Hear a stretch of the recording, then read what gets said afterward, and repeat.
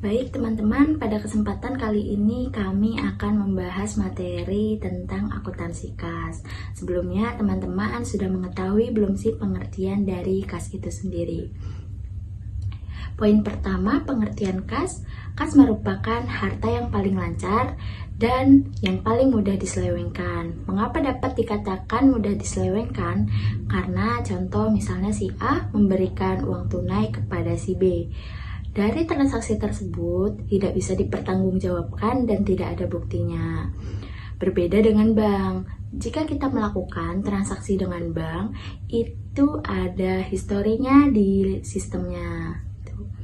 Maka dari itu, diperlukan suatu sistem dan prosedur akuntansi untuk mencatat dan mengendalikan kas. Dan kas adalah alat pengukuran yang diakui oleh masyarakat umum dan dipakai sebagai alat pengukur terhadap semua kegiatan ekonomi.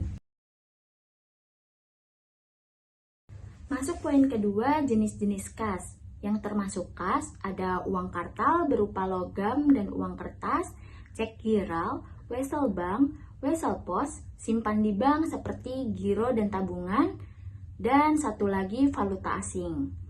Dan yang tidak termasuk kas, itu ada cek mundur, cek kosong, deposito berjangka, money order, compensating balance, dan bank garansi.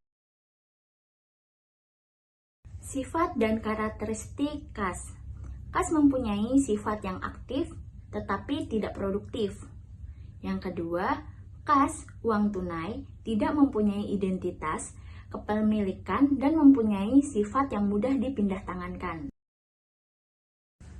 Kemudian ada tujuan laporan arus kas. Tujuan menyajikan laporan arus kas adalah memberikan informasi yang relevan tentang pengeluaran dan penerimaan kas atau setara kas dari suatu perusahaan pada suatu periode tertentu. Laporan arus kas juga berfungsi membantu para investor, kreditor, dan pemakai lainnya untuk menilai kemampuan sebuah perusahaan di masa yang akan datang. Lalu di sini ada contoh arus kas masuk dari kegiatan operasi. Yang pertama yaitu penerimaan kas dari penjualan barang dan jasa, termasuk penerimaan dari piutang akibat penjualan, baik jangka panjang atau jangka pendek. Lalu yang kedua yaitu penerimaan dari bunga pinjaman atas penerimaan dari surat berharga lainnya seperti bunga atau dividen. Terus yang ketiga yaitu semua penerimaan yang bukan berasal dari sebagian yang sudah dimasukkan dalam kelompok investasi pembiayaan seperti jumlah uang yang diterima dari tuntutan di pengadilan.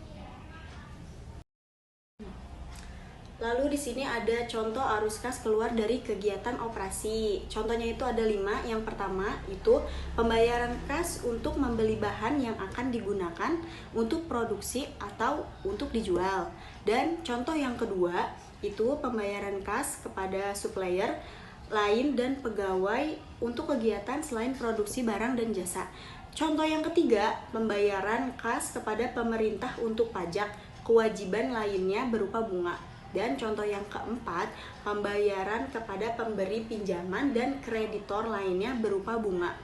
Contoh yang terakhir atau yang kelima itu seluruh pembayaran kas yang tidak berasal dari transaksi investasi atau pembiayaan seperti pembayaran tuntutan pengadilan. Contoh arus kas masuk dari kegiatan pembiayaan, contohnya itu ada 2. Yang pertama itu penerimaan dan pengeluaran surat berharga dalam bentuk ekuitas. Lalu yang kedua itu penerimaan dan pengeluaran obligasi, hipotek, wesel, dan pinjaman pendek lainnya. Contoh arus kas keluar dari kegiatan pembiayaan yang pertama ada pembayaran dividen dan pembayaran bunga kepada pemilik akibat adanya surat berharga saham atau equity. Yang kedua, pembayaran kembali utang yang dipinjam. Yang ketiga, pembayaran utang kepada kreditor termasuk utang yang sudah diperpanjang. Semua transaksi yang mempengaruhi pos utang dimasukkan dalam kelompok ini termasuk jangka pendek. Contoh arus kas masuk dari kegiatan investasi. Yang pertama ada penerimaan pinjaman luar, baik yang baru maupun saham yang sudah lama. Yang kedua, penjualan saham baik saham sendiri maupun saham dalam bentuk investasi. Yang ketiga, penerimaan dari penjualan aktiva tetap dan aktiva produktif dan tidak berwujud lainnya.